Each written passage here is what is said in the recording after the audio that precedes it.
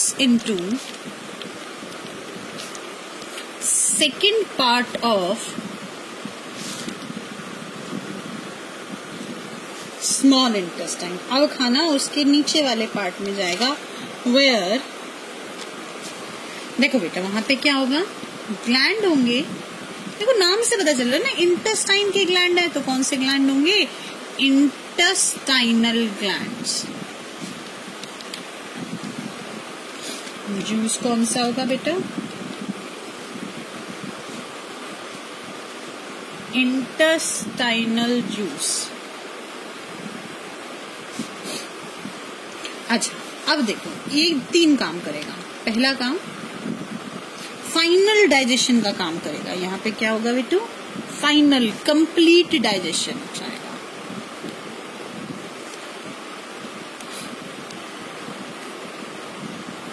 जिसकी वजह से proteins are converted into amino acid,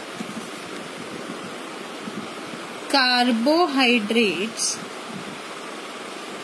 are converted into glucose and fats are converted into fatty acid plus glycerol. देखो बेटा protein किस में कन्वर्ट हुए, अमीनो एसिड में, कार्बोहाइड्रेट ग्लूकोज में, और फैट किस में कन्वर्ट हुआ, फैटी एसिड प्लस ग्लिसरॉल में. ये किसकी वजह से हुआ बेटू, इंटेस्टाइनल ग्लैंड के इंटेस्टाइनल जूस की वजह से हुआ. अब खाना फुली क्या हो गया, डाइजेस्ट हो गया. Now the food enters into last part of small intestine where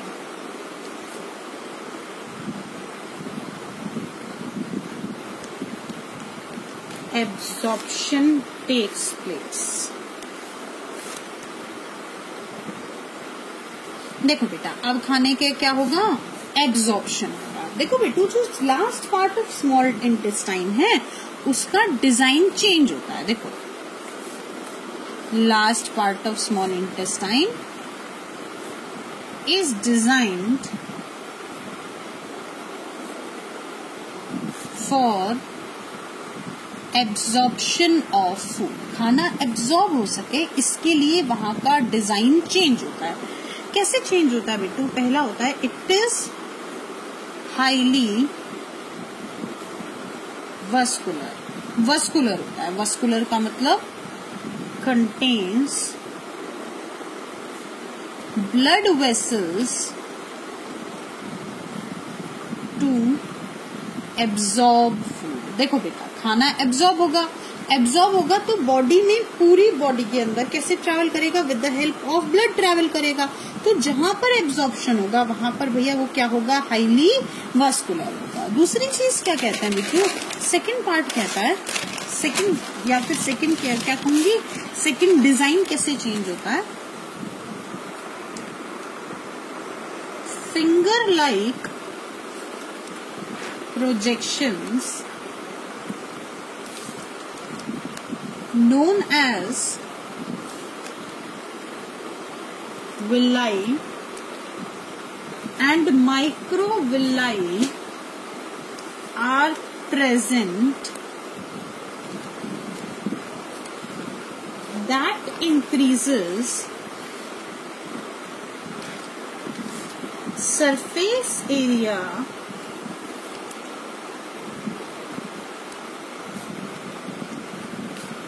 for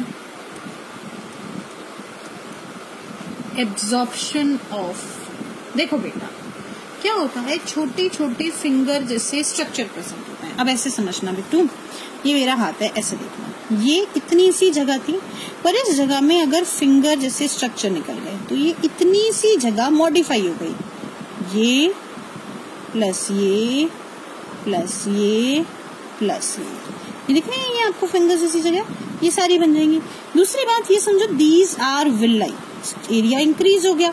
और अगर इसमें छोटी छोटी और फिंगर लाइक स्ट्रक्चर्स हो तो those are known as microvilli. तो विलाई और माइक्रोविलाई प्रेजेंट होती हैं जो सरफेस एरिया को क्या करती हैं, इंक्रीज करती हैं for the absorption of food. अच्छा बेटू, अब नेक्स्ट स्टेप क्या होता है, नेक्स्ट स्टेप आता है खाने का utilisation, that is assimilation of food. देखो बेटू, डाइजेस्टेड फूड एब्जॉर्ब्ड हुआ कहां पर, स्मॉल इंटेस्टाइन में, और वहां से इसको कौन कैरी करता है, ब्लड, टू एवरी सेल, हर सेल के पास, where it is used for,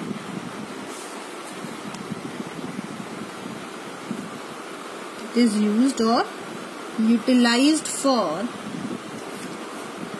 पहला पार्ट कहता है ऑब्टेनिंग एनर्जी, सेकंड कहता है बिल्डिंग ऑफ न्यू टिश्यूज, और तीसरा कहता है रिपेयर ऑफ ओल्ड टिश्यूज। देखो बेटा, जो खाना है डाइजेस्ट हुआ वो एब्जॉर्ब हुआ स्मॉल इंटेस्टाइन में और ब्लड के थ्रू हर सेल पे पहुंचा, where it is utilise for, एक तो एनर्जी, एक नए टिश्यू या सेल बनाने के लिए, और एक पुरानों को रिपेयर करने के लिए। अब लास्ट स्टेप होता है बिट्टू डाइजेशन ऑफ। देखो आपको पता है इसका मतलब क्या होता था, अनडाइजेस्टेड फूड का क्या हो जाना, रिमूव हो जाना, और ये किसके थ्रू होता है बिट्टू, एनस के थ्रू होता है। अब डायग्राम को देखेंगे प्लीज,